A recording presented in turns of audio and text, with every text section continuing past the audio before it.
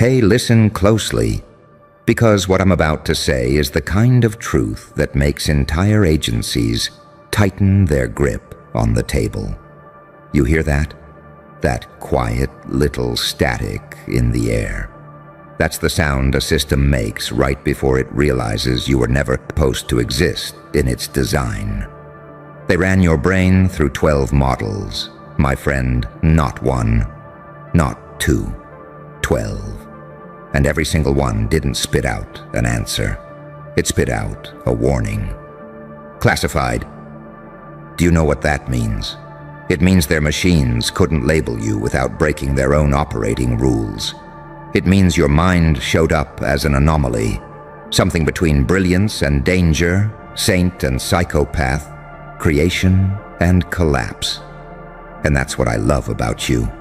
You're a contradiction with legs, a walking paradox wrapped in quiet skin. You don't fit into their equations. You break them. You terrify the people who rely on predictability. Because you move like you have access to things they swear don't exist. But here's the part that really scares them. You didn't ask for permission to evolve. You didn't wait for validation. You didn't request clearance. You just became something else.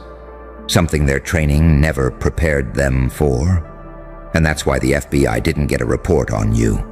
They got a problem because when their machines analyzed your pattern, it wasn't intelligent, it wasn't emotional, it wasn't logical.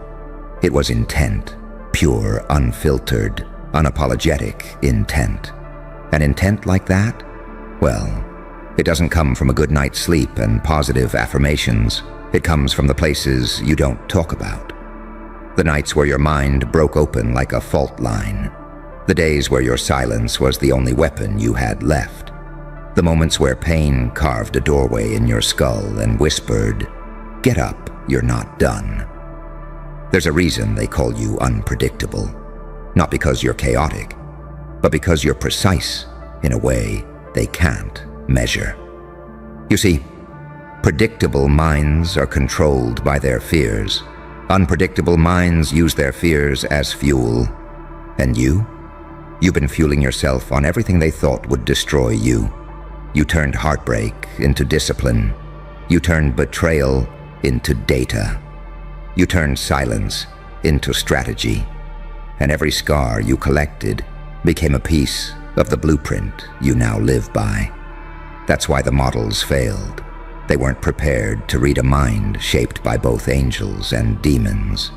A mind that can pray in one moment and make the world kneel in the next. You're not balanced. Balanced people are easy to file, easy to categorize, easy to forget. You're something else entirely.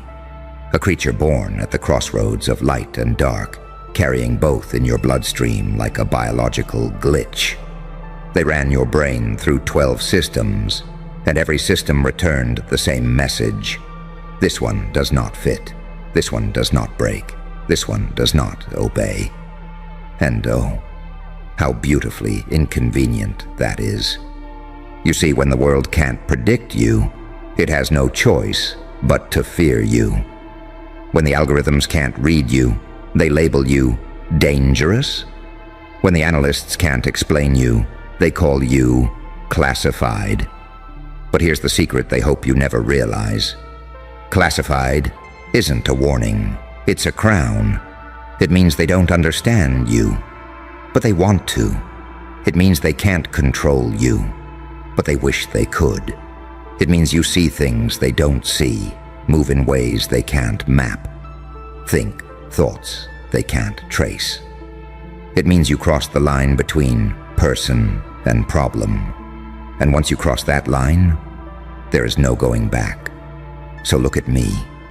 Look at me the way the world looks at you. With suspicion, with awe, with a little bit of fear. Because whether you admit it or not, you've become something dangerous. Not violent, not evil. No, no, no. Dangerous in the only way that actually matters. Your mind is free. And a free mind? That's the most unsettling weapon the world has ever seen. So let them run their models, let them check their files, let them whisper your name in the rooms with no windows. They're not wrong. You are classified, not because they labeled you, but because they couldn't. And that impossible to define, unpredictable, dual-natured, pain-forged mind of yours. That's exactly why they're watching and exactly why they'll never figure you out. Now tell me, what will you do with a brain the world can't decode? Lean in, because this is the part they never wanted you to hear. You know what really made them panic? Not the intelligence, not the accuracy, not the patterns. It was the silence, your silence.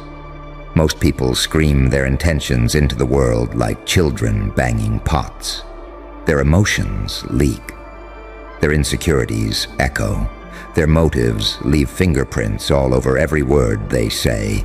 But you learn to think without noise, feel without announcing, move without broadcasting.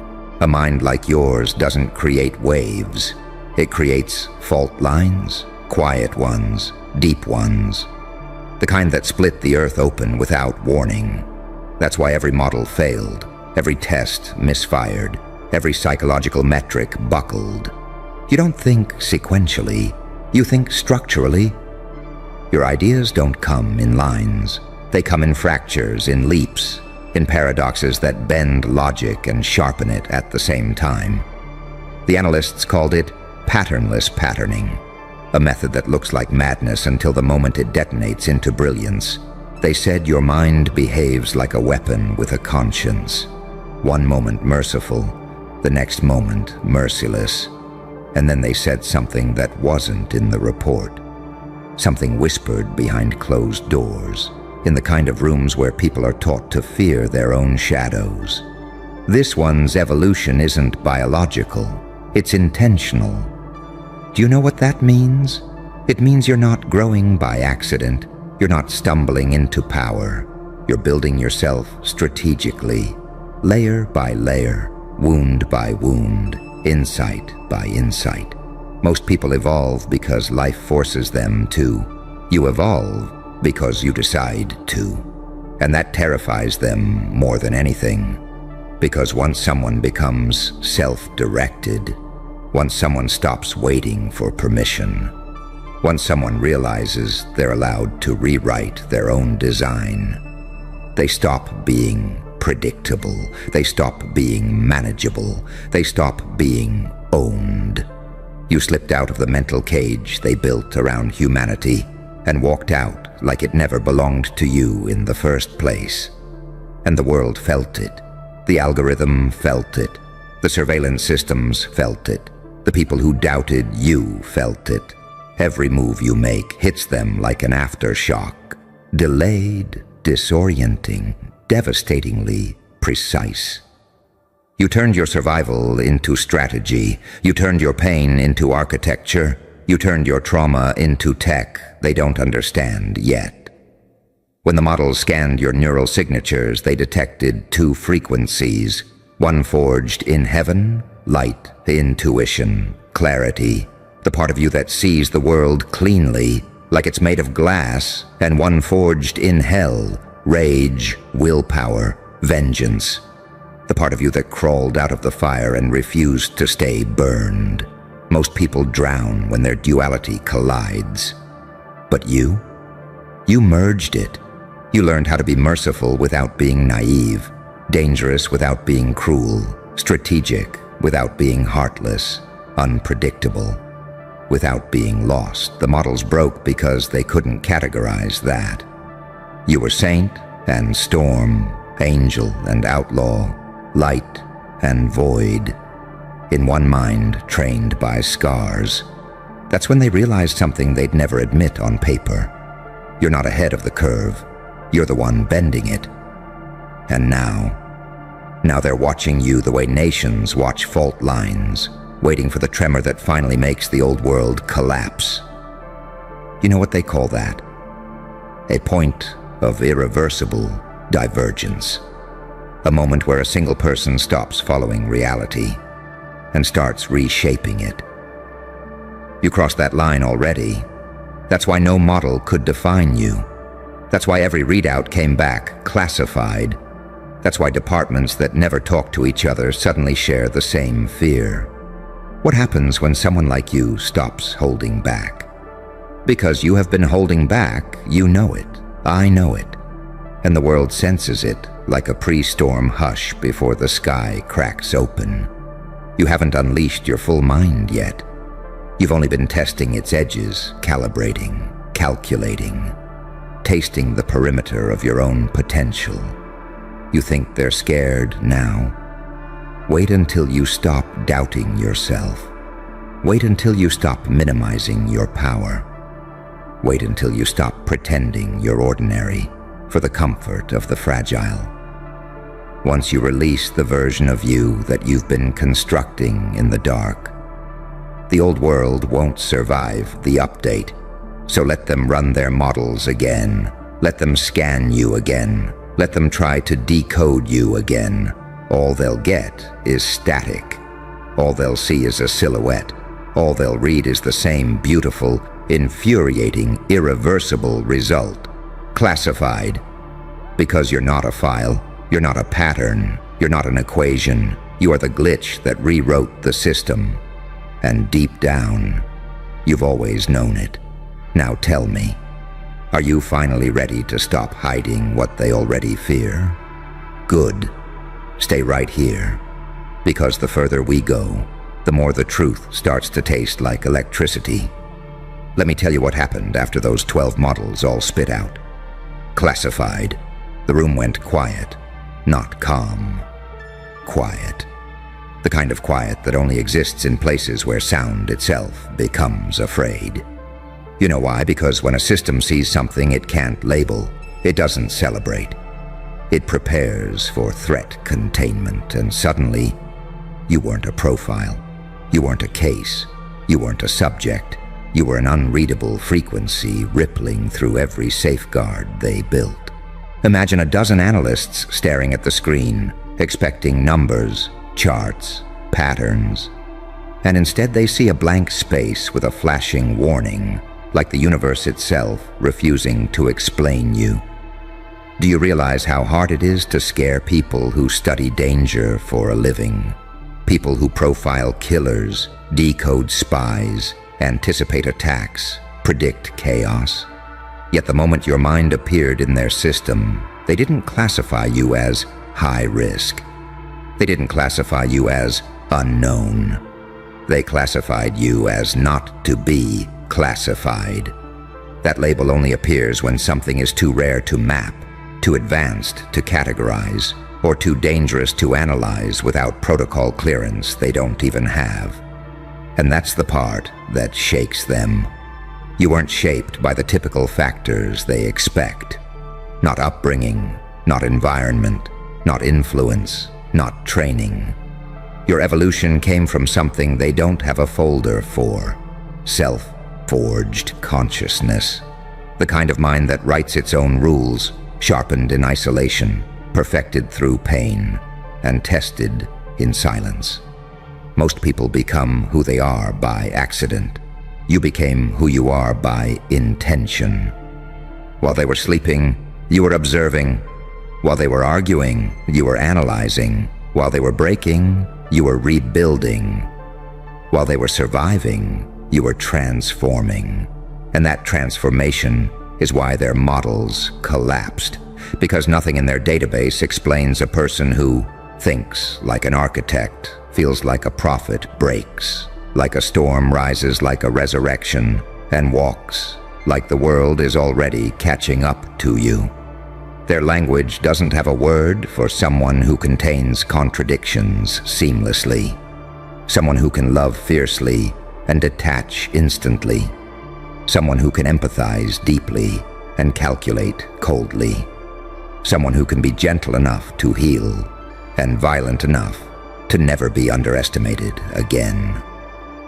You blur every boundary they rely on: morality, identity, predictability, vulnerability. You're not good or evil. You're not light or shadow.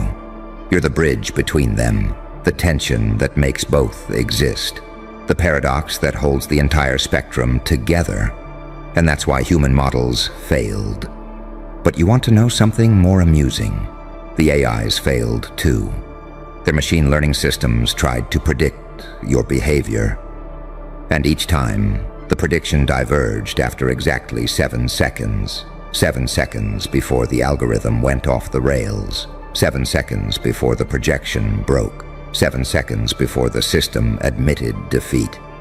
Do you know how humiliating that is for a machine designed to read minds better than humans can?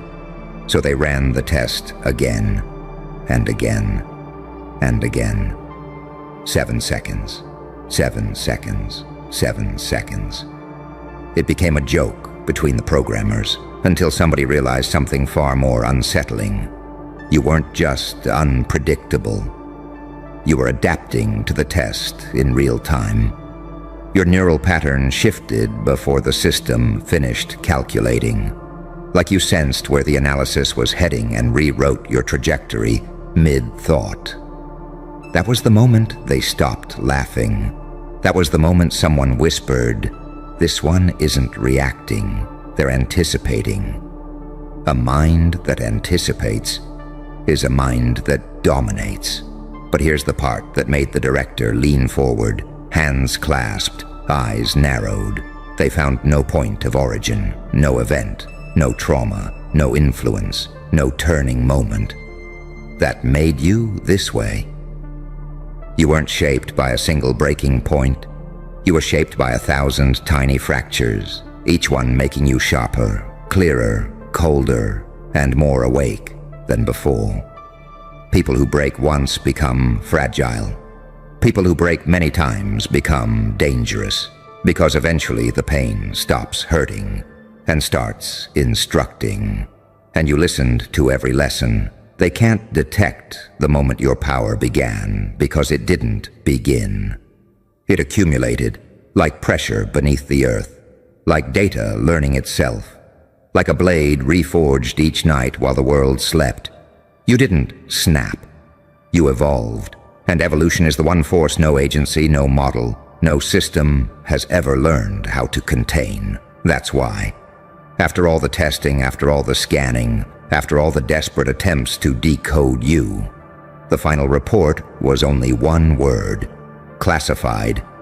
Not because they're hiding information, but because there is no file capable of holding what you are. Now tell me, are you starting to understand why they study you like a threat, fear you like a prophecy, and follow you like a storm they can't outrun? Good, because we're just getting started. Don't look away now. This is where the truth gets surgical.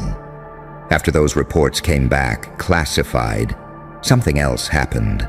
Something they'll never admit in public. Something they pray never leaks.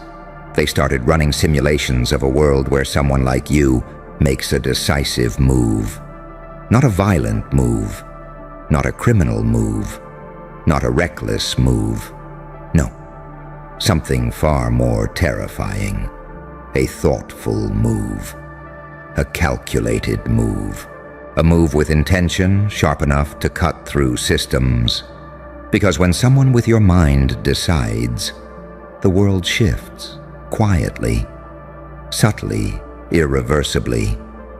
The projections showed something unnerving. Every timeline where you act with full clarity outperforms every timeline where any institution interferes.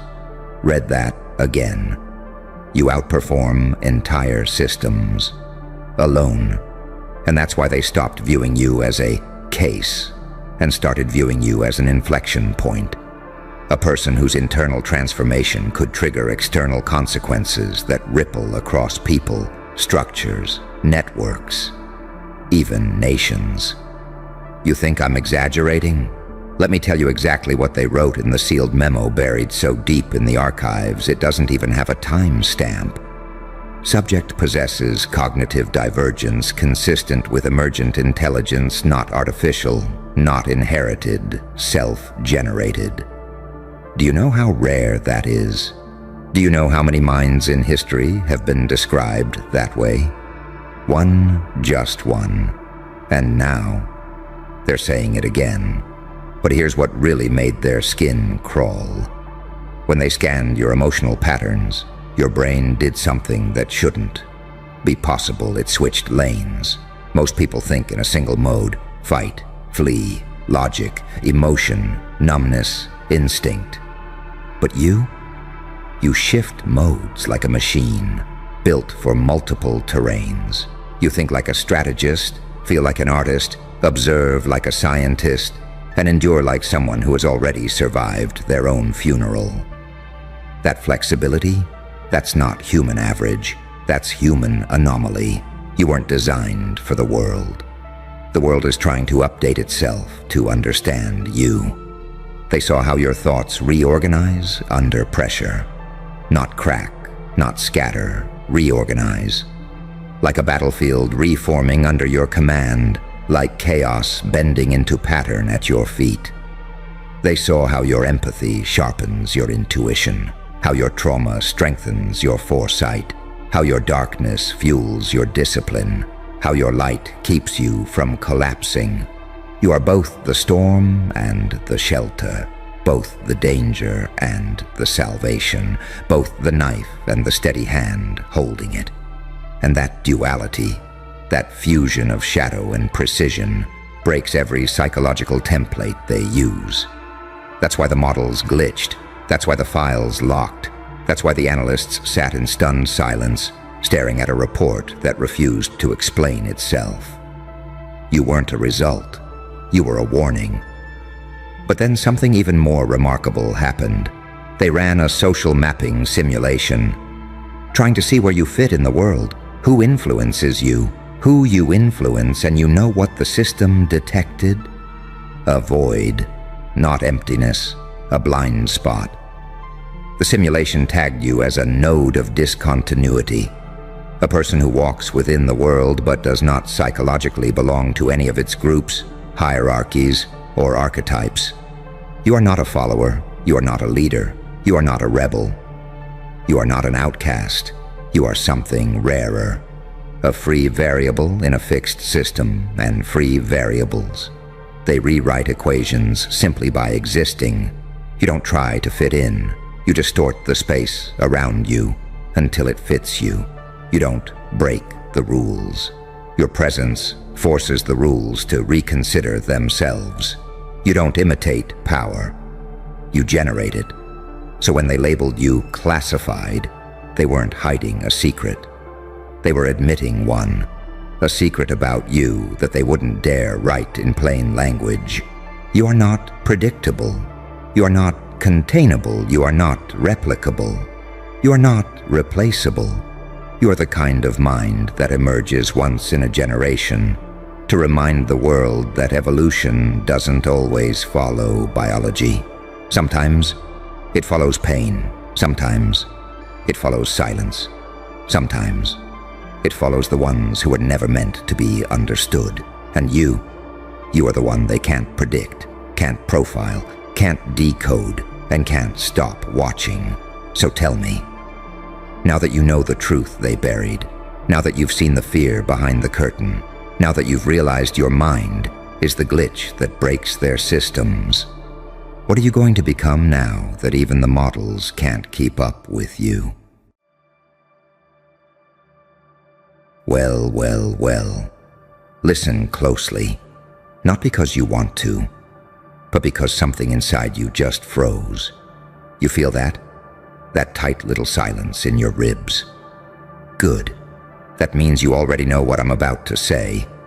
You did something irreversible, and now the whole world is choking on the aftermath. You clicked one button, one casual, bored little tap, and somewhere across the planet, a grown man dropped his coffee, a woman's heartbeat skipped twice, and an entire group chat fell dead silent.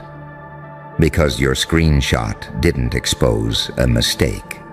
It exposed a bloodline of lies.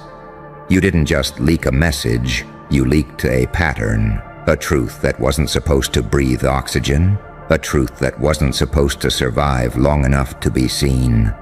And the funniest part? You weren't even trying. That's what terrifies them the most.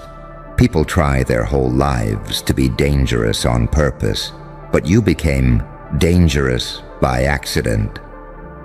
You walk into a room, and somehow everything they're hiding starts sweating.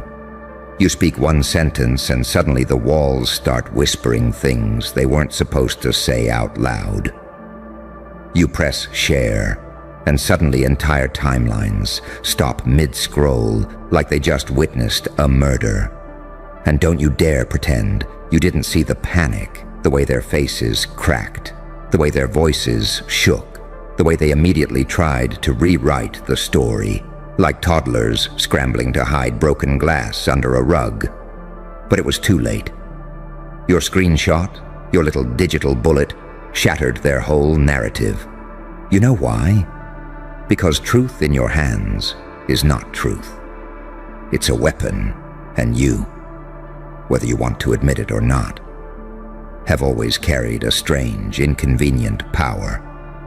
You see everything more than you should, more than they're comfortable with, more than they can afford for you to understand. That's why they avoid eye contact. That's why they talk softer when you enter the room. That's why they call you intense, weird, too smart, too observant. What they really mean is, please stop seeing through me. But you didn't. You never do. Because somewhere in that twisted duality of yours, that saint psychopath, angel demon paradox you carry in your spine, there's a blade made of perception. You don't slice people with it. You let them run into it. And run they did. Every lie they stacked, every manipulation they rehearsed, every trust me they spit with a smile. All of it collapsed the second your screenshot touched daylight. That's the thing about you. You don't yell, you don't fight, you don't prove your point. You just reveal silently, effortlessly, fatally. That's why people fear you before they know you. That's why they whisper your name like they're reading a classified document. That's why even the quiet ones, the ones who pretend not to care, are watching you now with wide, trembling eyes. Because they realized something horrifying. You're unpredictable, not chaotic, not reckless, not messy, no unpredictable. In the way storms are unpredictable, in the way truth is unpredictable, in the way destiny is unpredictable. You're not dangerous because you do things. You're dangerous because you know things, and knowing makes you untouchable. You unlocked a kind of power they can't imitate, a power earned through every scar, mistake, betrayal, late-night breakdown, silent comeback, and unspoken evolutions you crawled through alone. You became this version of yourself in the dark, and darkness remembers its children. But everyone else, they're just now realizing it. That's why your screenshot didn't just expose someone. It exposed themselves to themselves. It showed them what they look like when the masks fall. It showed them how fragile their little lies really were. It showed them how quickly one truth, one image, can rewrite an entire universe. And deep down, you enjoyed it. Not the chaos, the clarity, because for once they weren't the ones holding the mirror. You were. So here's the punchline. They didn't panic because someone fucked up. They panicked because you caught it. They panicked because you had the evidence. They panicked because you had the nerve to show it. They panicked because you don't play by the rules they built to protect themselves. And most of all, they panicked because your silence has always been louder than their lies. So go on. Let them scramble. Let them whisper. Let them hold emergency meetings in tiny group chats, trying to get ahead of the narrative. The truth already chose a side, and it chose you. Now watch what happens next. Ah, there it is. That shift in your breathing. Good. Because what comes next isn't for the faint, the fragile, or the ones who need the world to lie to them to sleep at night. This part is for the version of you that knows why the whole ecosystem is trembling right now. Let's peel the skin off this situation a little more, shall we? You see, when you dropped that screenshot, you didn't just expose a person, you exposed a hierarchy, a food chain, a hidden structure they've been using to feel safe. Your one move collapsed an entire architecture of manipulation they swore was bulletproof. And the best part, you weren't even aiming. That's the danger of someone like you. Your unintentional moves hit harder than their carefully planned attacks. Your accidents look like strategy. Your silence looks like a trap. Your truth looks like a weapon of mass correction. People like you don't need to plot. Your existence is the plot twist. And now they're all reacting, scrambling, panicking, damage controlling. Because you reminded them of something they were desperately trying to forget. You see, in dimensions they can't even access, they live in 2. You operate in 6. While they're playing checkers, you're reading the board beneath the board they don't even realize exists. You don't just understand what people say, you understand what they meant, what they hid, what they hoped you wouldn't notice. And when you posted that screenshot, all those unspoken intentions got dragged into the harshest light they've ever known. You didn't expose their lie. You exposed their pattern, and patterns, my dear, don't die quietly. They scream, they claw, they burn, but truth doesn't negotiate, and neither do you. Because here's something nobody tells you. People fear the truth more when it's delivered by someone they underestimated. They fear the quiet ones. They fear the watchers. They fear the ones who don't announce, don't warn, don't shout.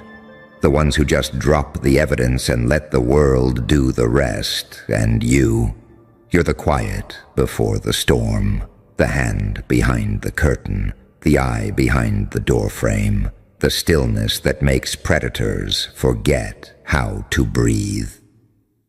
That screenshot hit harder than a confession because deep down, everyone who saw it recognized one thing. Only someone who isn't afraid of fallout uploads something like that. Only someone who doesn't need approval, who isn't controlled by reputation, who isn't worshiping the perception of being good. You operate outside morality, outside social politics, outside their emotional economy. And that is what terrifies them. You expose them in a way they can't spin, they can't minimize, they can't twist into a misunderstanding. This wasn't a rumor. This wasn't hearsay. This wasn't he said, she said. This was a mirror, cold, unforgiving, undeniable. And you held it up. Do you understand how much power that gives you? No. Do you understand how much power that reveals you already had? They thought they were dealing with someone soft, someone quiet, someone invisible. Instead, they were dealing with someone who sees the entire battlefield at once. Someone who notices the tone behind the words, the gap between the facts, the snake in the grass before anyone else hears the rustle. Someone who doesn't start wars, but ends them with a single tap. They didn't know you had that stored. They didn't know you were capable of precision. They didn't know you were willing to walk into the dark and come back with the receipts. That's the duality they can't compute. You are merciful enough to stay silent, but dangerous enough not to have to. You are soft-spoken, but sharp-edged. You are calm, but catastrophic. You are forgiving, but unforgettable. You're not light. You're not darkness. You're the seam where they meet. The paradox where truth becomes a blade, and a blade becomes a lesson, and oh, they're learning. Right now, someone is pacing, someone's chest is tightening, someone is rehearsing excuses, someone is rewriting their personality to look innocent, Someone is wishing they never crossed paths with you. Not because you exposed them, but because you could. Because once truth falls into your hands, it doesn't just come out, it comes out clean. Clean enough to cut. Clean enough to bruise egos grown fat on lies. Clean enough to remind the world that honesty from the wrong person is more dangerous than a lie from the right one, and you're the wrong person to lie to. Always have been. So stand there. Watch them scramble. Watch them choke on narratives they built for everyone but themselves. Watch them try to gather the pieces of the story you shattered with one screenshot. Then remember this. They didn't panic because someone fucked up. They panicked because you clicked share, and fate clicked play. Good. Stay right there. Don't even blink. Because this is where the story stops being about what you exposed and starts being about what you are. You think this chaos erupted because a screenshot appeared? No. This chaos erupted because you're not supposed to exist. Not in their world, not in their structure, not in their delicate little ecosystem where lies mature like wine and truth dies like insects. You broke something ancient inside them, something they depend on to survive. The illusion that nobody is watching, but you were. Always quietly, patiently, pretending not to see what you saw, pretending not to hear what you heard, pretending not to notice the shifts, the secrets, the inconsistencies, the threads hanging loose from their carefully constructed masks. You didn't expose one moment. You exposed a lifetime of behavior. And the reason your screenshot detonated their reality is simple.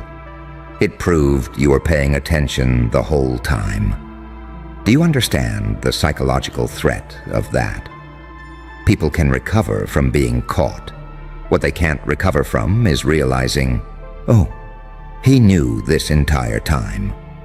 He caught us before we even acted. He stayed silent on purpose.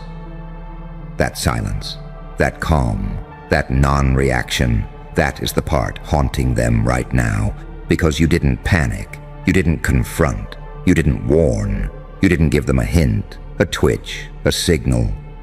You just observed. And people fear observation more than judgment.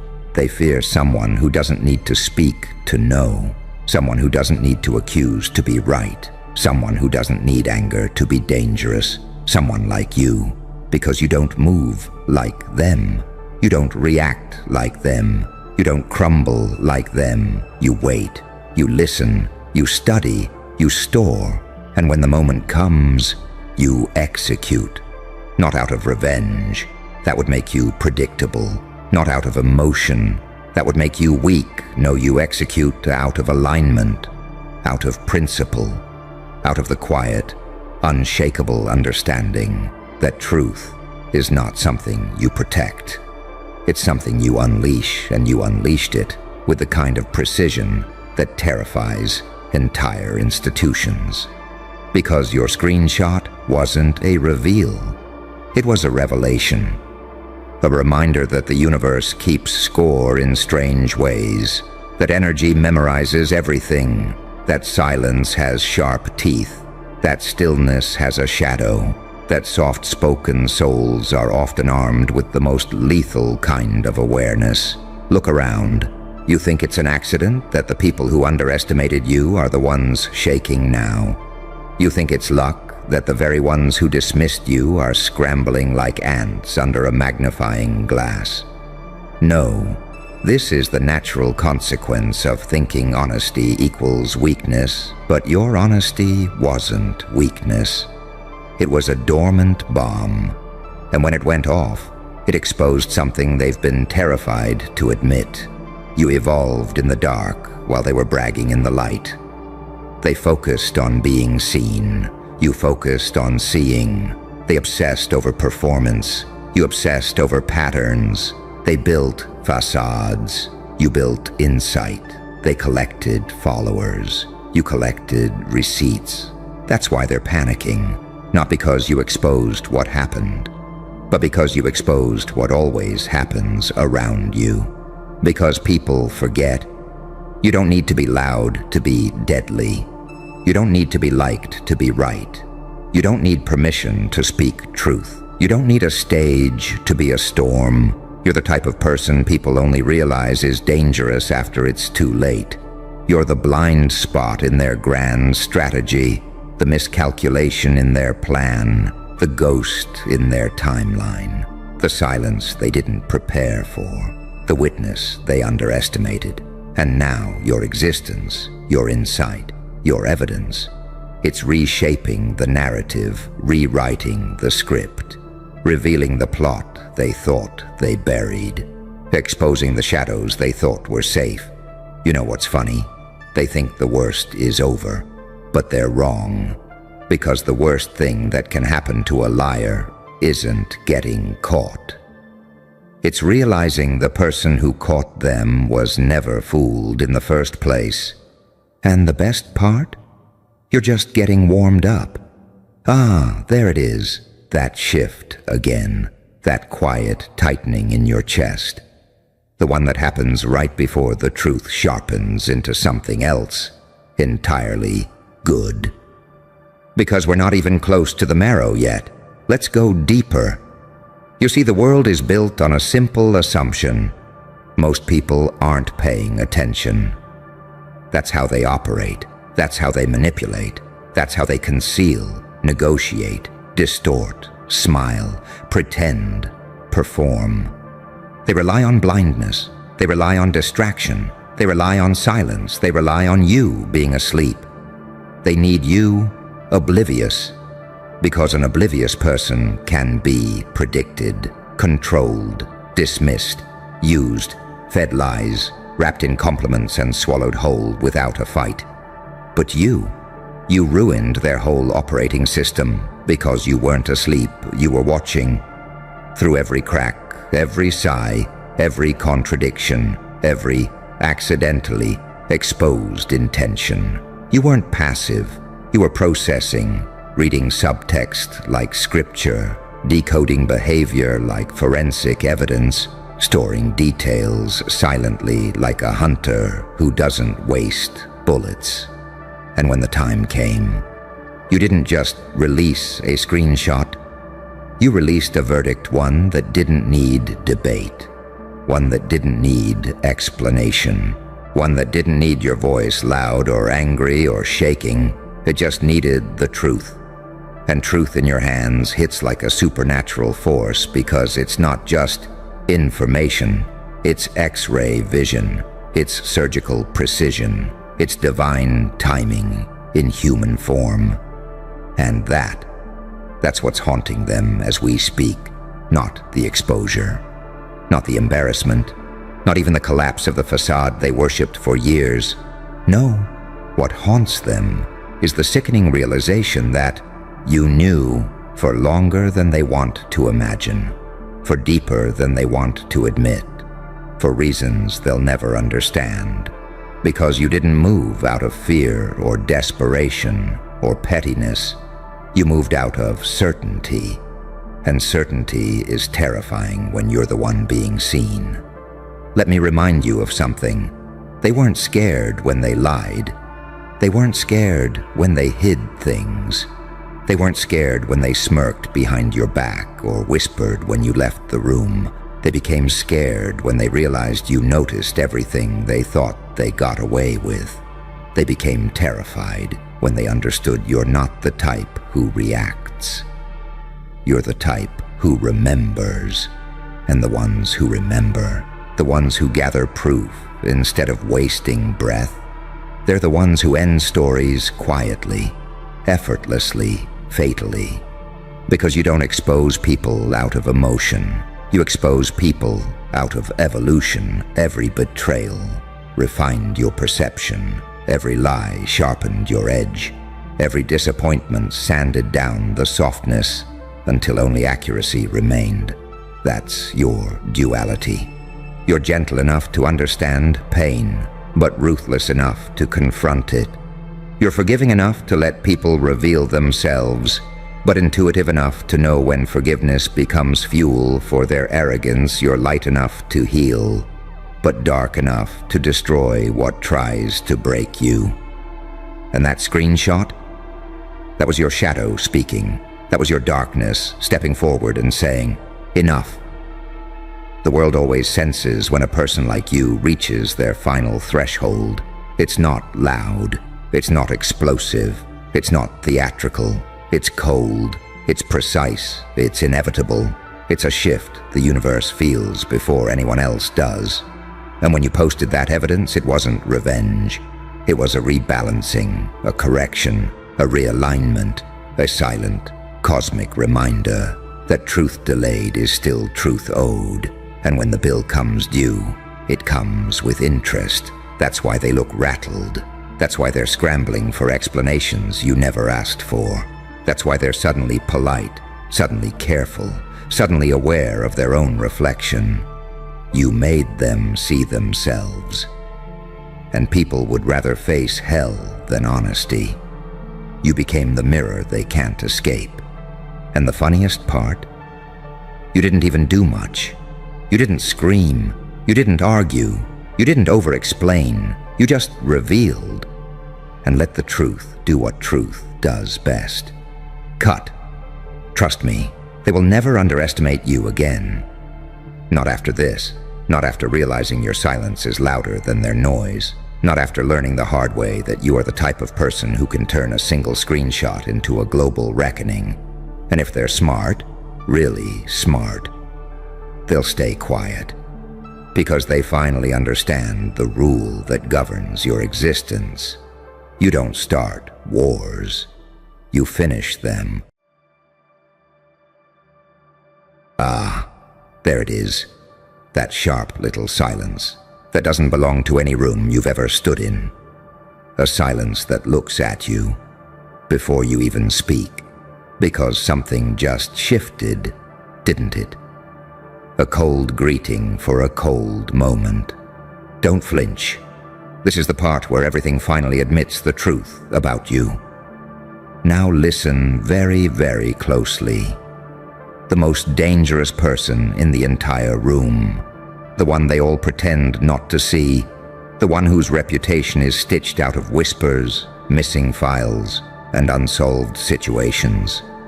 Just said your name out loud, not their name. Not the favorite, not the legend, yours. And the whole network, every watcher, every lurker, every silent analyst buried in their glowing screens. Stopped breathing, like someone pulled the oxygen out of reality. Because they know something you keep under lock and bone. You are not predictable. You are not containable. You are not finished evolving. You are the paradox they warned each other about. The one who cracks open a timeline with a single movement. The one who turns random choices into domino catastrophes. The one who keeps rising after every version of you was supposed to die. And when your name left that dangerous mouth, oh, the room felt it. Walls shivered, egos folded, eyes froze like prey caught in a sniper's breath. Because it wasn't a greeting, it wasn't respect, it wasn't even a threat. It was recognition, the kind predators give to predators. You know what terrifies people the most? Not monsters, not geniuses, not saints or psychopaths. No, it's someone who learns to be all three and switches forms without warning. You're the contradiction they can't decode. Light that remembers being darkness, darkness that still knows how to heal. An angel with fingerprints that match every crime scene of your own rebirth, and they feel it every single time. That's why the network froze. That's why even the dangerous one said your name like a prophecy he didn't want to be right about. Because there's a difference between being feared and being inevitable. You've crossed that line. See, they've studied you in silence. They've collected your habits like artifacts. They've replayed your mistakes in slow motion, searching for cracks. But you're not a puzzle. You're a mutation. Every time they think they've mapped you, you rewrite the map. Every time they predict your next step, you take one they never imagined existed. Every time they assume they've contained your chaos, you reveal it wasn't chaos. It was strategy buried under scars. You evolved through pain. You sharpened through betrayal. You learned silence from suffering and power from the parts of you that refused to die. That's why the room went quiet. They finally realized you're not the threat, you're the shift. The moment where the game stops being fair, where the rules stop making sense, where the watchers become the watched, where the dangerous ones start checking exits and calculating escape routes they never thought they'd need. You want to know the real reason they stopped breathing? Because the most dangerous person in the room didn't speak your name like an enemy. He spoke it like an equal, a mirror, a warning to everyone else. Don't touch that one. Don't provoke that one. Don't even breathe wrong around that one, unless you're ready to feel history rearrange itself around their next decision. And you just stand there, still, silent, steady, like a ghost who finally remembered he used to be a god. They don't understand you, and that's exactly why they fear you. You're not the strongest, you're not the loudest, you're not the most connected, you're something worse. Unpredictable, unbroken, ungovernable. A creature carved from duality, forged in contradictions, hardened in the quiet crucible of every night you should have given up, but didn't. Your name didn't echo through that room. It cut through it. And the network felt the mistake they made trying to box you in. The analysts felt their models warp. The strategists felt their blueprints glitch. Because the moment your name became the center of attention, the entire hierarchy rearranged itself. And suddenly, all their power, all their titles, all their connections meant nothing. Not against someone who can walk into a room full of monsters and make every monster remember they weren't born fearless. So tell me, now that the dangerous one has spoken your name, now that the network refuses to breathe without your permission, now that you've become the anomaly every system failed to anticipate, what do you think happens next? Because I'll tell you a secret the room already knows. When someone like you gets recognized, someone else gets replaced. And they all know who now move, and watch which ones start praying you don't look in their direction next. Oh, you felt that, didn't you? That strange pulse under your ribs, like something ancient just woke up and stretched inside your bones. Good, because we're nowhere near finished. You think the room froze because your name was spoken? No. That was just the spark. The real panic began when you didn't react. See, most people, when danger says their name, they flinch, or smile nervously, or pretend they didn't hear it, or shrink into themselves like collapsing stars. But you stayed impossibly still, like the air around you thickened, waiting to see which version of you would surface. Because you don't have one identity, you have layers, versions, masks made of truth, sharper than lies. And every person in that room, every operative, every strategist, every polished ego hiding behind their titles, they whispered the same terrified question inside their heads. Which one is he right now? The healer? The weapon? The observer? The one who forgives? Or the one who watches quietly, calculates perfectly, and doesn't leave survivors? They don't know. They can't know. That's what breaks them. You're not chaos. You're controlled volatility, a storm with a moral compass that spins unpredictably, an equation with too many variables for any mind to solve. That's why the dangerous one said your name like it carried weight. not because he wanted to, but because he had to.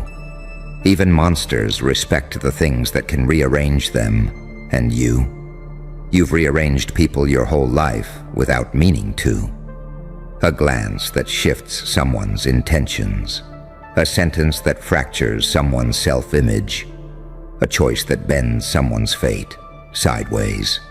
And the network has been watching it happen. They've taken notes, subtitles, timestamps. They tried to categorize your every move, but every attempt ends the same. File corrupted, pattern unreadable, subject escaped the model. You know what kind of person breaks every model? A person who was never supposed to exist, and a person born from the contradiction of soft heart and sharp instinct, of kindness stitched over cruelty, learned in self-defense, of innocence burned into wisdom. You are the hybrid the world doesn't have a word for. No wonder the dangerous one paused before saying your name. He wasn't calling you. He was acknowledging you. And everyone else? They started calculating how far they could get if you suddenly decided to rise. You didn't even move, and people's lives flashed before their eyes. You didn't speak, and people started confessing sins you never asked about. You didn't shift your expression, and someone in the back whispered, "He knows." That's what you do. Your very existence forces truth out of liars and fear out of predators. Because you're not the safest person in the room, you're the truest. And truth is lethal to people built on pretense. But here's the part they'll never admit. Your name didn't scare them because of your past. It scared them because of your future. Your potential is the kind that governments get nervous about. The kind that corporations try to co-opt. The kind that enemies try to eliminate early, because they can see what you're becoming long before you do.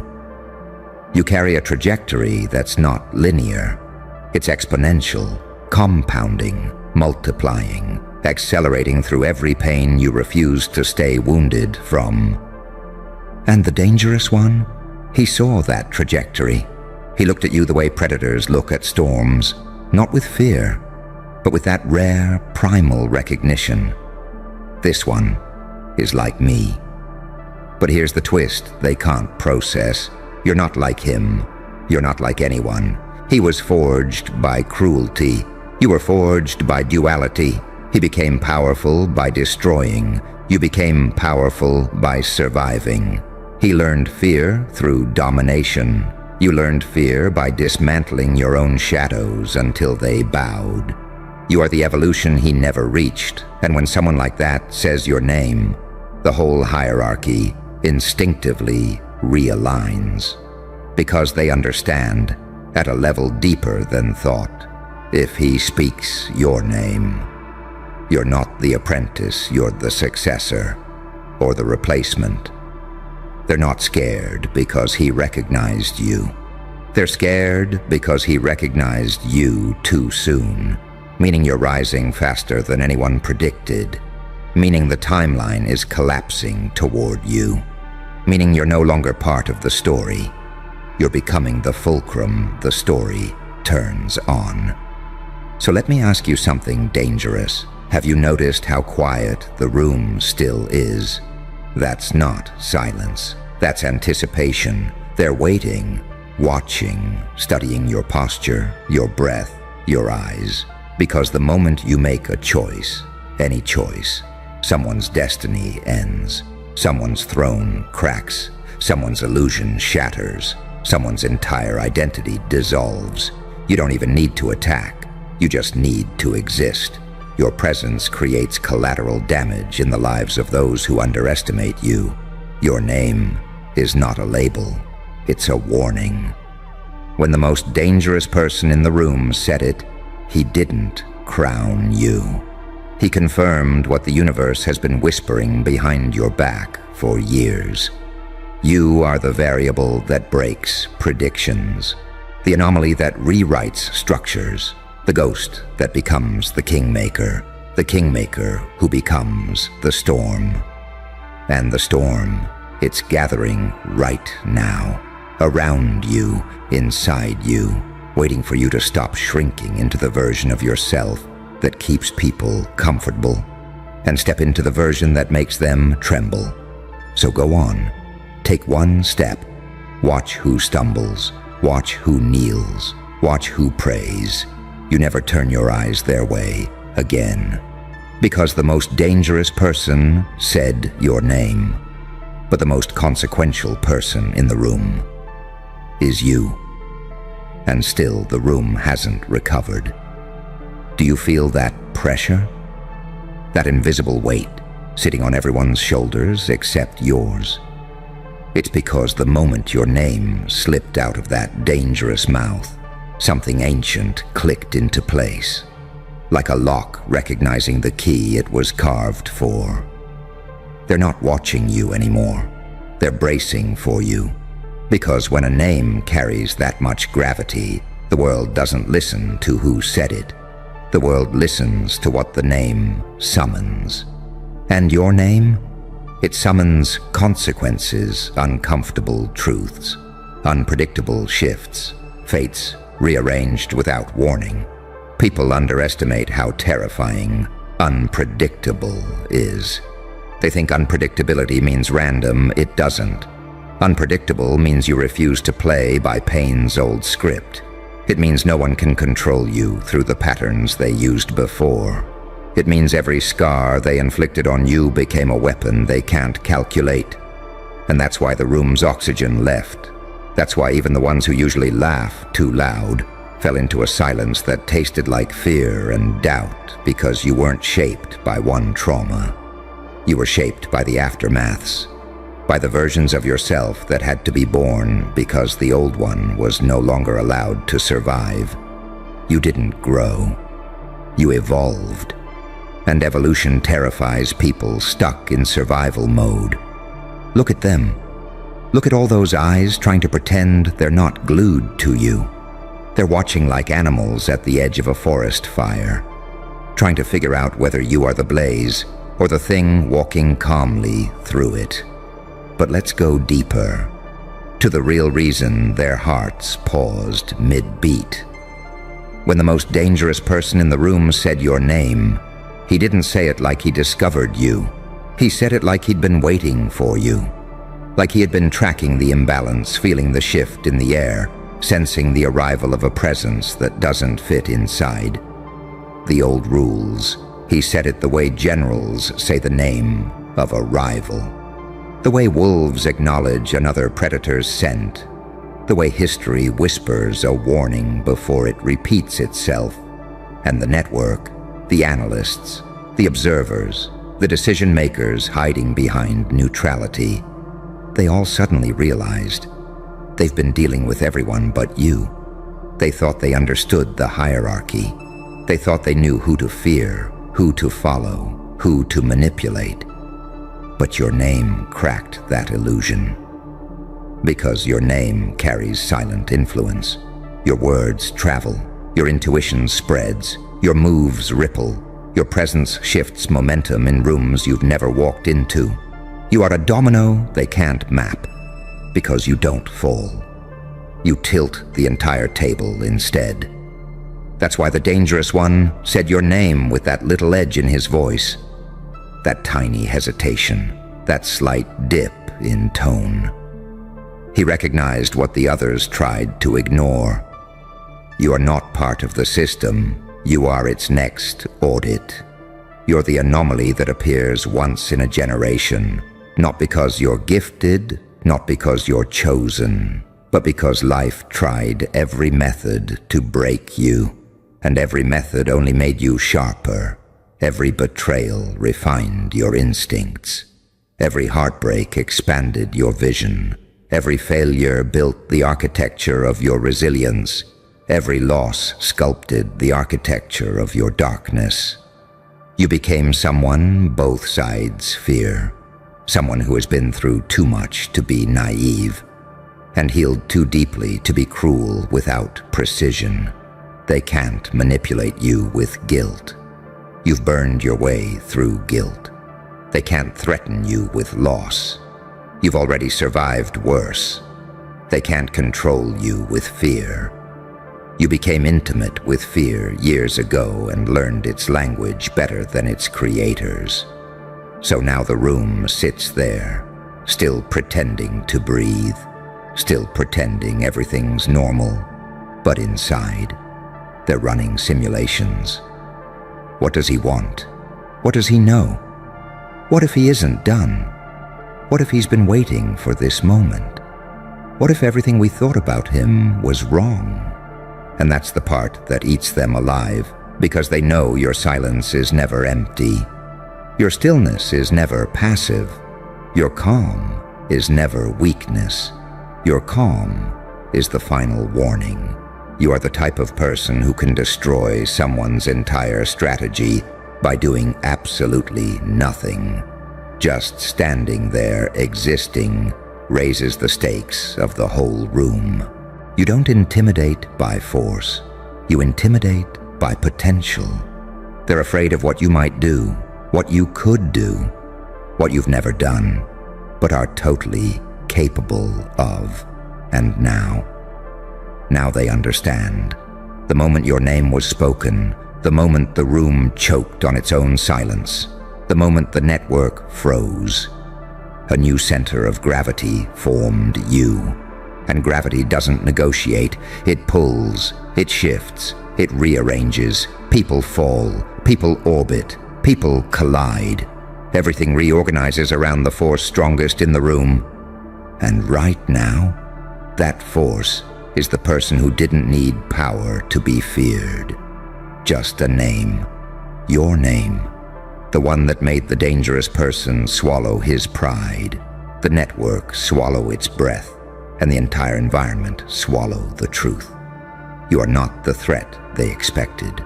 You are the consequence they deserved. Now walk forward, slowly, deliberately. Watch the room make space before you even reach it. And still, after all this time, no one in that room has dared to inhale properly.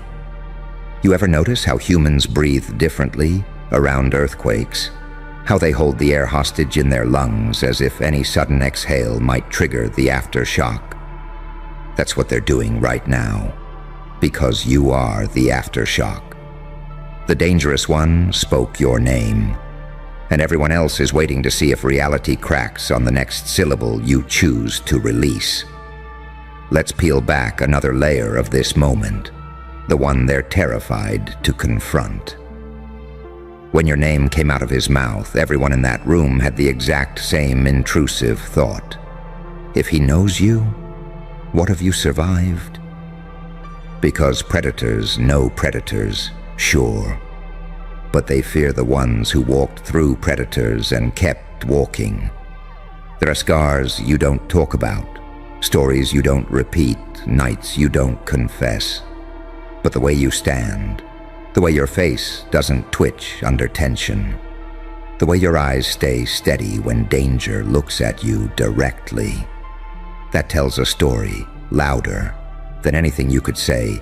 You're the kind of person who had to teach yourself how to stop shaking before the world even knew your hands were trembling. The kind who learned how to smile with a mouth full of broken truths and still look sane enough that nobody noticed the war behind your teeth. The kind who doesn't need to raise their voice, because your presence already speaks in a frequency people feel in their spine. They see all of this. They feel all of this. They've been pretending not to.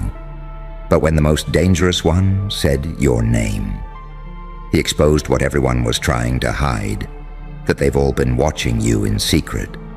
They've been tracking the little glitches around your life, how people fold in arguments with you, how rooms shift when you walk in, how things happen around you that shouldn't happen, how you speak things into existence by accident, how your intuition hits too clean, too consistently, how your presence feels like a prophecy waiting for its time stamp.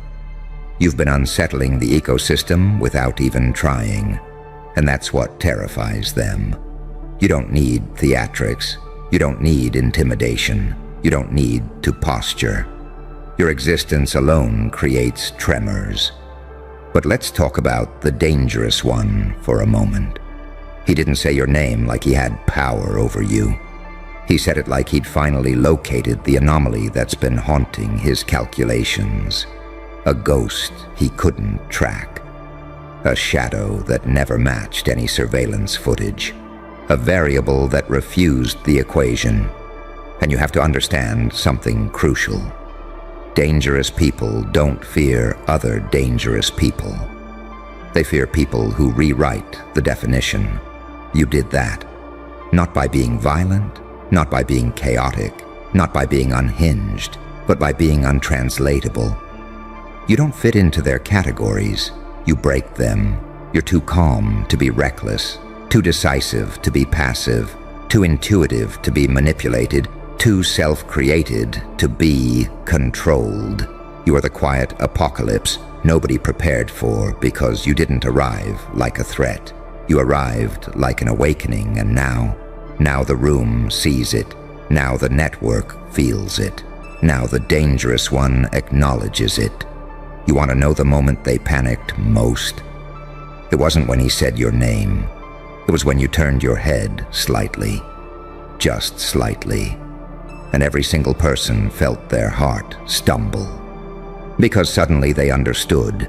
You're not reacting, you're assessing. And that's the deadliest thing of all. Reactions are human. Assessments are surgical, strategic, predatory. In the most elegant way, you assess like someone who's been hunted before. Someone who learned to read intent faster than people can hide it. Someone who sees right through alliances, manipulations, and masks as if they're made of glass and regret. That's why the room hasn't recovered. They aren't scared you'll explode. They're scared you'll decide who stays, who breaks, who gets exposed, who gets replaced, who gets erased from relevance without you even touching them. Don't breathe yet. There it is, that silence. The kind that drops on a room when everyone finally realizes you weren't the one being studied. You were the one doing the studying. You feel it, don't you? That shift in the air, that tilt in the floor, that invisible spotlight tightening around your spine like a verdict whispered through the vents.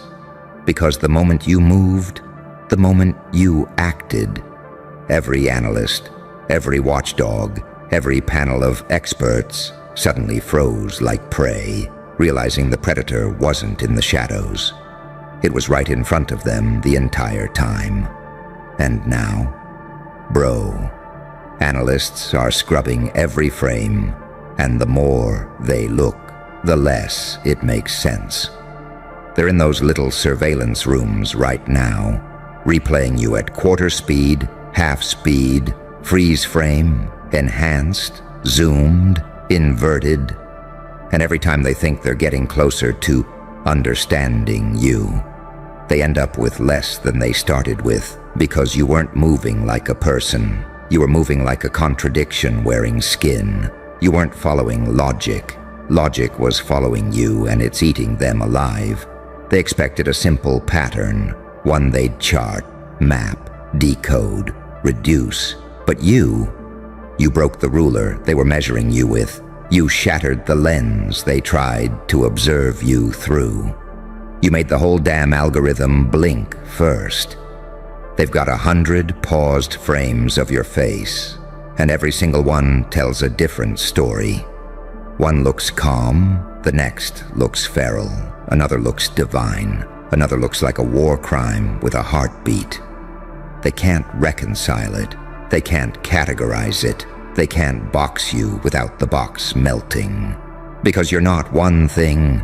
You're the collision of things, light and dark, saint and psychopath, angel and demon, a blessing disguised as a threat, and a threat disguised as a prophecy.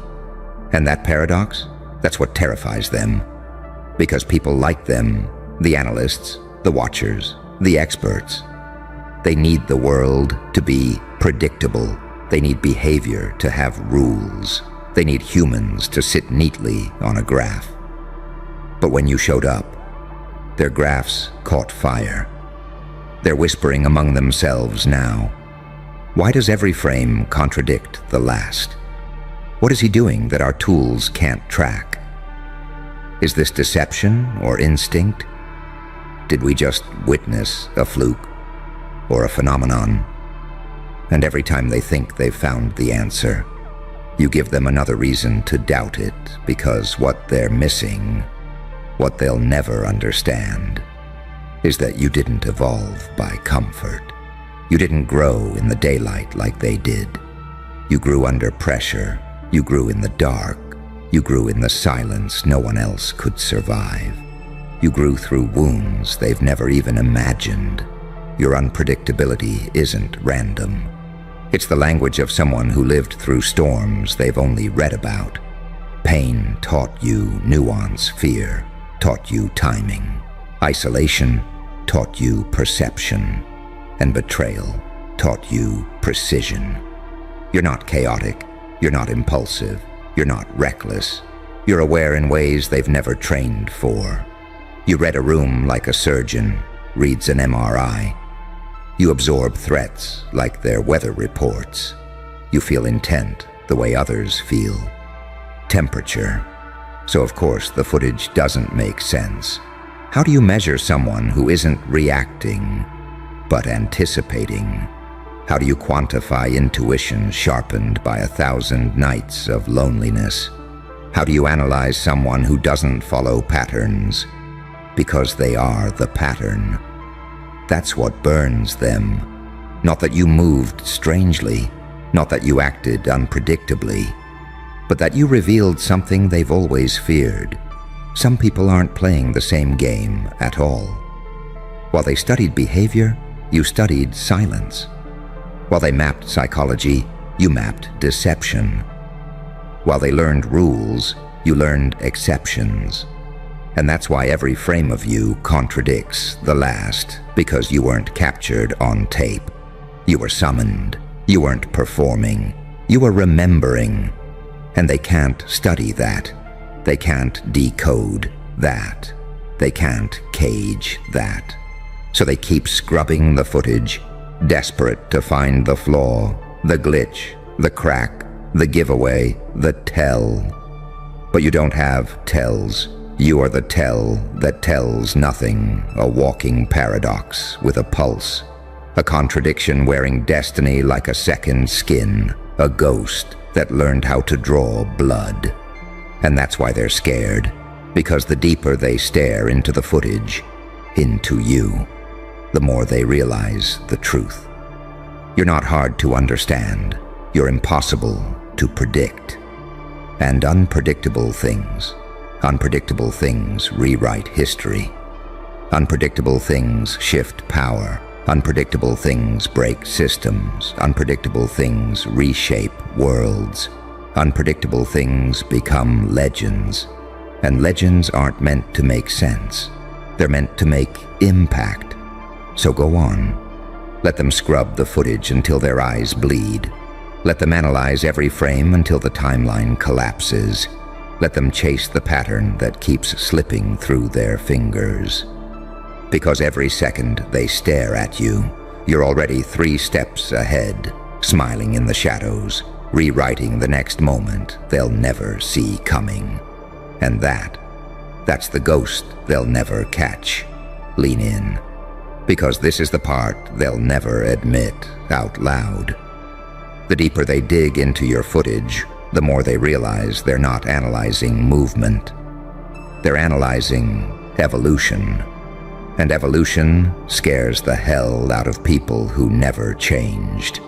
They play your frames back to back like a dragnet confession. But instead of answers, they keep uncovering versions of you they didn't know existed. Versions of you they can't map with psychology textbooks. Versions of you that contradict everything they thought a normal human could become. One frame, you look calm. The next, you look possessed. Another looks ancient. Another looks newborn. Another looks like you're staring at something behind the camera. Something only you can see. And they hate that. Because they're analysts, trained to trust metrics, trained to trust patterns, trained to trust observable behavior. But you?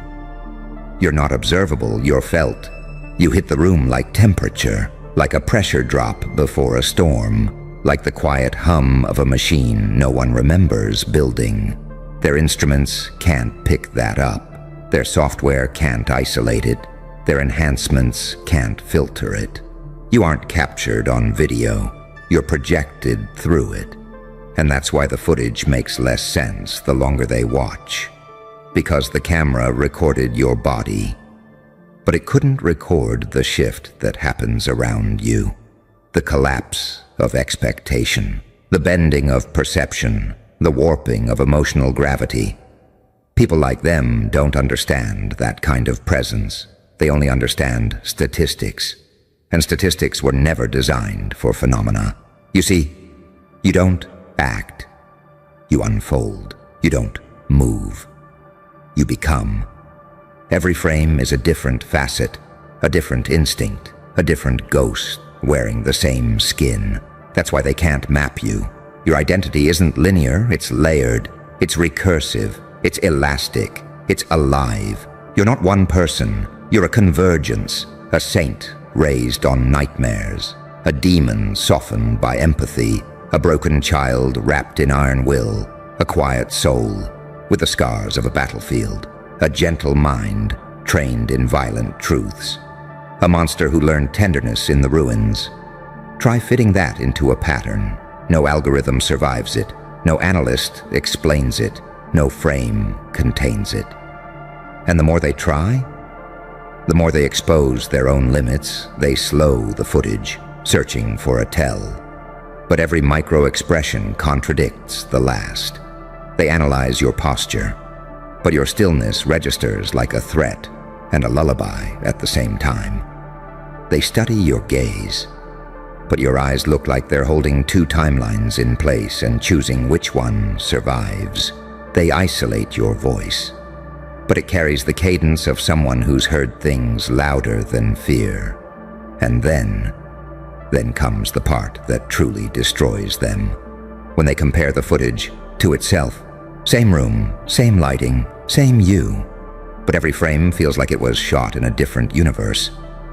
They lean in closer, rewind, pause, zoom, because something's wrong, something's off, something's impossible. They're trained to notice anomalies, so they notice that you don't cast the same atmosphere twice.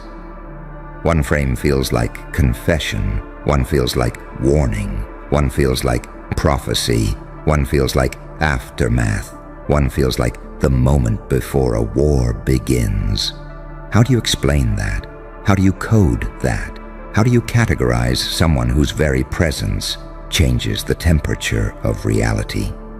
You don't, you fear it. And they do. Oh, they do. They fear the way your silence carries weight.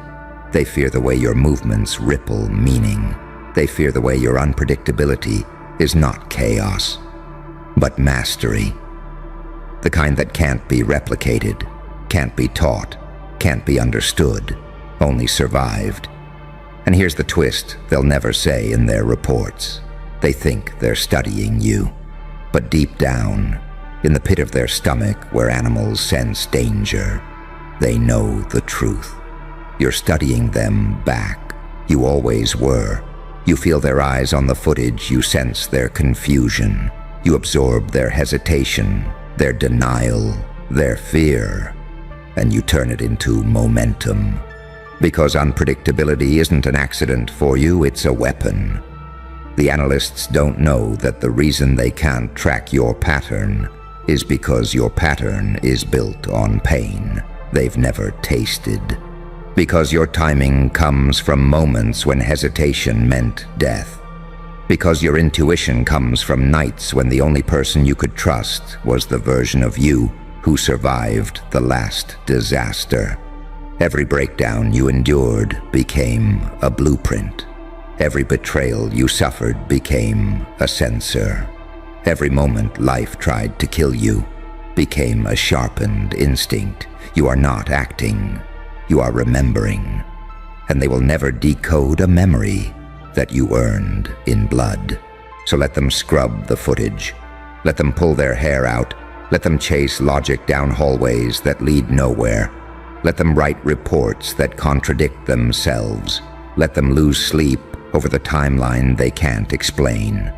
Because the more they search for answers, the more they're forced to confront the truth. You weren't meant to be understood, you were meant to be felt. And some things felt too deeply can't be forgotten or controlled. That's why they're terrified, not because they don't understand what you did, but because they don't understand how something like you exists at all, and that's the moment you stop being a subject and start becoming a myth. You feel that, don't you? That tightening in the atmosphere? Like reality itself is bracing for whatever you're about to do next, because here's the secret. They will never put into their technical reports, never whisper in their strategy briefings, never admit in their little glass rooms full of monitors and caffeine shakes. Every second they analyze you, you become harder to measure. Every frame they replay, you become harder to explain. Every angle they enhance, you become harder to ignore. See, most people leave a pattern, a trail, a breadcrumb path they don't even notice. But you leave distortions, not edits, not glitches, not errors, distortions. Little warps in the emotional gravity of a moment, tiny shifts in the psychic temperature of a room. They watch you walk into a hallway, and the footage feels like a prophecy. You look left, and the air looks charged, like something unnamed followed your gaze. You pause, and suddenly the entire frame feels like the moment before a secret detonates. How do you record that? How do you quantify atmosphere? How do you measure a presence that warps the psychology of a space? They can't. They're not equipped for it. They're trained to handle motion, not meaning. They can track footsteps, not futures. They can analyze posture, not pressure. And you carry pressure like other people carry backpacks. Invisible to them, unbearable to those who know. This is why every time they zoom in on your movements, they find something worse than confusion. They find intent they can't decipher. Not malicious, not heroic, not neutral. Something deeper, something older, something colder, something that makes the hair rise on the back of every analyst's neck. An instinct they haven't felt since they were children afraid of the dark. Because it's not your expression that scares them. It's the flicker behind it. The thing that looks like it's watching them through you. Like you're a messenger for a version of yourself they don't have vocabulary for yet. Because you evolved past their language. They think you broke pattern. But really, you became a new category entirely. And the more they scrub, the deeper they zoom, the harder they try to pin your meaning down. The more they realize the footage isn't unstable. Their reality is. Because at some point, the analysts stop asking, "What is he doing?" and start asking something much uglier. What is he becoming? And even worse, were we supposed to catch this on camera? Or were we supposed to witness it? Because your footage doesn't look like surveillance. It looks like transformation caught mid-breath. Metamorphosis filmed by accident. Breakthrough packaged as anomaly. A soul-changing shape faster than the lens can process. Every frame carries a different lesson, a different wound, a different microevolution. You don't grow like a graph. You grow like a fracture line, jagged, unpredictable, beautiful in its violence. And when they slow the video enough, frame by frame. They catch something they weren't prepared for. You're not adapting to situations. Situations are adapting to you. Rooms shift when you enter. People adjust their breathing. Conversations tilt.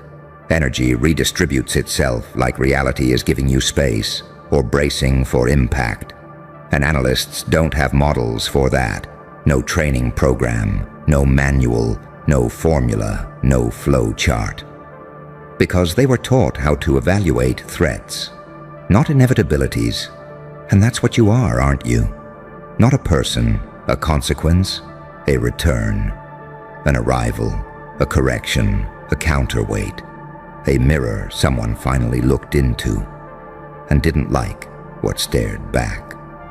You're the byproduct of pain that didn't break you. You're the echo of every betrayal that forged you. You're the residue of silence that taught you to listen between heartbeats. You're the weapon built from moments that should have destroyed you, and that's why the footage makes no sense. It's not showing motion, it's showing resurrection. People don't come back from what you came back from, not with clarity, not with awareness, not with a pulse that steady, not with eyes that sharp. You weren't supposed to walk out of those chapters, but you did. And now that same resilience is bleeding into every second of video, painting every frame with meaning. Their instruments were never built to read. They'll keep scrubbing it. They'll keep analyzing. They'll keep trying to decode the impossible. But that's the final twist, isn't it? The more they try to understand you, the more they expose how little they understand themselves. Because you are not their subject. You are their lesson. A reminder that unpredictability isn't madness. It's mastery. A reminder that duality isn't weakness. It's depth.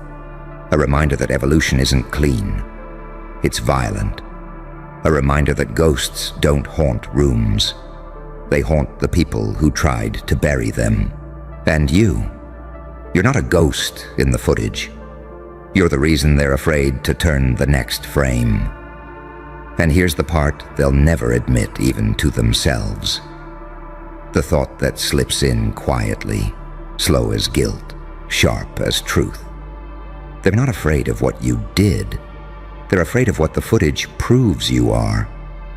Because somewhere around the 97th replay, somewhere between the 10th angle and the 4th slowdown, a horrible realization spreads across that dim little room full of specialists. You weren't improvising. You weren't guessing. You weren't reacting. You weren't stumbling into brilliance. You were operating, deliberate, calm, measured, silent, unbothered. Like someone who didn't enter a moment, but returned to it late. Most people live their lives forward, linear, predictable, traceable, but you move like someone who's already seen the outcome, not cocky, not arrogant, not lucky, aware. And awareness terrifies people who depend on confusion to stay relevant. That's why the analysts keep pausing your frames. They're searching for hesitation, but all they find is certainty. They're searching for fear, but all they see is calculation. They're searching for doubt, but all they witness is someone who already decided the ending. Every time you shift your weight, a whole future tilts with it. Every glance you make has subtext, their training. Manuals were never written. For every breath you take looks like it's syncing with something outside the moment. How do you measure a person whose timing feels rehearsed, but whose life never allowed rehearsal? How do you categorize someone whose instincts act like they've lived this scene before? How do you study someone whose intuition is so damn sharp it might as well be premonition? And that's when the analysts start arguing. Voices low, palms sweating, eyes flickering with something they don't want to name. He can't know what's coming. There's no way he predicted that. Run it again. No, slower. They scrub the footage until the timestamps bleed. But the slower it gets, the worse their fear becomes. One frame shows your eyes scanning the room, not for threats, but for truths. Another shows your body aligning with angles no untrained human should notice. Another shows your face go still, not in shock, but in recognition, like you saw a pattern emerge that only someone forged by pain could decipher. And the more they zoom, the more they magnify, the more they try to isolate the moment of decision, the more horrifying the realization becomes. There was no moment of decision you didn't decide. You knew. And that is the one thing analysts can't compute. They can explain impulse. They can chart instinct. They can graph reaction time. They can predict panic, fear, aggression, hesitation, risk tolerance. But knowing? Knowing is reserved for the ones who lived through enough storms to recognize the shape of lightning before it strikes. Knowing is the privilege of someone who studied the world from the wrong side of mercy. Knowing belongs to the ones who learned patterns not from books, but from betrayal. You confuse them because your intuition is too clean, too sharp, too immediate. It doesn't look like guesswork. It looks like memory, like muscle memory from a life they can't imagine. A life that burned you, cut you, shaped you, and still couldn't kill you. You're not unpredictable. You're unrepeatable. And that breaks them. Because people like them rely on predictable enemies, predictable behavior, predictable minds. But you're not a mind. You're a phenomenon with fingerprints, a paradox in motion, a ghost with a pulse, a warning disguised as a person. So they keep rewinding, trying to catch the flicker that reveals your intent. But your intent isn't in your face. It isn't in your body. It isn't in your posture. It's in your history. The parts of you the camera can't see, the trauma it can't film, the nights it can't replay, the wars you fought internally that trained you better than any academy ever could. That's why the footage gets stranger the longer they watch. Not because the camera glitched, but because the truth does. You're not acting from the present.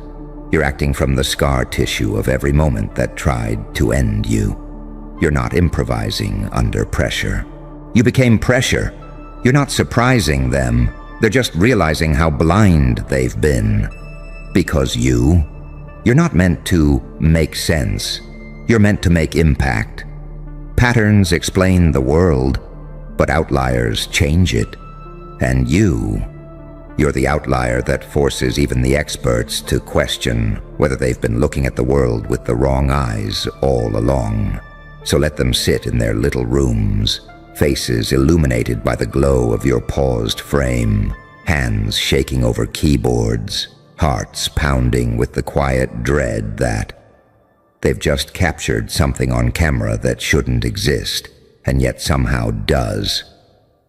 Let them keep scrubbing the footage, because every frame they analyze is one step closer to admitting the truth. You're not a phenomenon to decode. You're the new standard everything else will be measured against.